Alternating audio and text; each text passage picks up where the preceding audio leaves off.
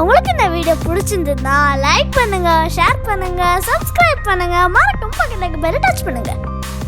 அனைவருக்கும் வணக்கம். இன்னைக்கு கம்மியான பொருளை வச்சு டேஸ்டான ஒரு நெய் சாதம் செய்ய போறோம். அதுக்கு தேவையான பொருட்கள் என்னன்னா 2 கப்பு ரைஸ், பச்சரிசி. நீங்க பாசுமதி ரைஸோ சீரக சம்பாவோ எது வேணாலும் எடுத்துக்கோங்க. அதை ஒரு அரை மணி நேரம் ஊற வச்சுக்கோங்க. அடுத்ததா 1 கப்பு நீல வாக்கில் அரிஞ்ச வெங்காயம், பச்சை மிளகாய் 3 நீல வாக்கில் அரிஞ்சது. இது எப்படி செய்யறதுன்னு வாங்க பார்க்கலாம். ஒரு பேன்ல 5 ஸ்பூன் நெய் போட்டிருக்கிறோம். ஒரு பிரிஞ்சி இலை, ஒரு பட்டை, ஒரு சாவித்திரி பூ, 3 ஏலக்காய், 5 கிராம்பு. இது பொரியட்டும்.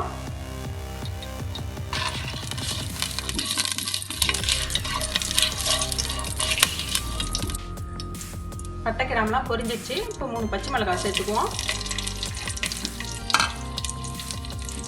இது கொஞ்சம் வதங்கட்டும்.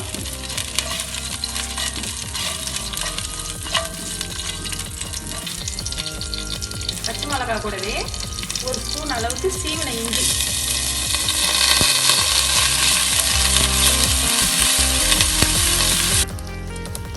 பச்சை மிளகாவும் இஞ்சி நல்லா வதங்கிட்டு இப்போ வெங்காயத்தை சேர்த்துக்குவோம். இதையும் நல்லா கோல்டன் கலர் வர வரைக்கும் வதக்கிக்குவோம். நெய் பத்தலைனா கூட கொஞ்சம் போட்டுக்குங்க. வெங்காயம் நல்லா வதங்கணும்.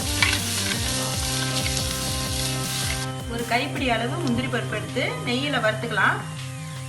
வெங்காயம் நல்லா வதங்கிட்டு இப்போ நம்ம இந்த அரிசிகளை சேர்த்துக்குவோம்.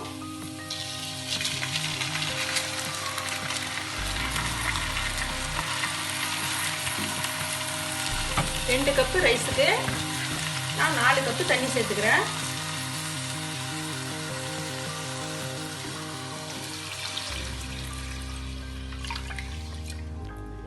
தேவையான அளவு உப்பு போட்டுக்கலாம்.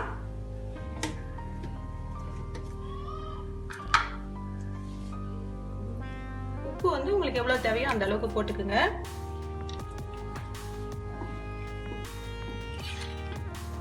இப்ப இதை மூடி நல்லா வேக வச்சுக்குவோம்.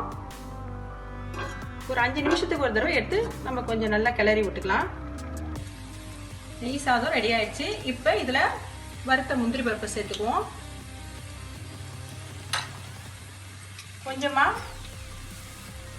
மல்லி, கொஞ்சமா புதினா, இதை சேர்த்து நல்லா நம்ம கலந்துக்குவோம். நல்லா மிக்ஸ் பண்ணிக்கலாம்.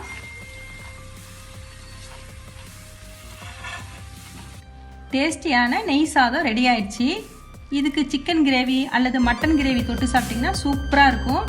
குழந்தைங்களுக்கு இதை லஞ்ச் பாக்ஸ் ரெசிபியாக கொடுத்தீங்கன்னா மிச்சம் வைக்காமல் அழகாக சாப்பிட்டு வந்துடுவாங்க. நீங்களும் இதை ட்ரை பண்ணுங்கள். இது செய்கிறது ரொம்ப ஈஸி. மீண்டும் சுவையான சுலபமான ஆரோக்கியமான சமையலோடு உங்களை சந்திக்கிறேன். நன்றி, வணக்கம்.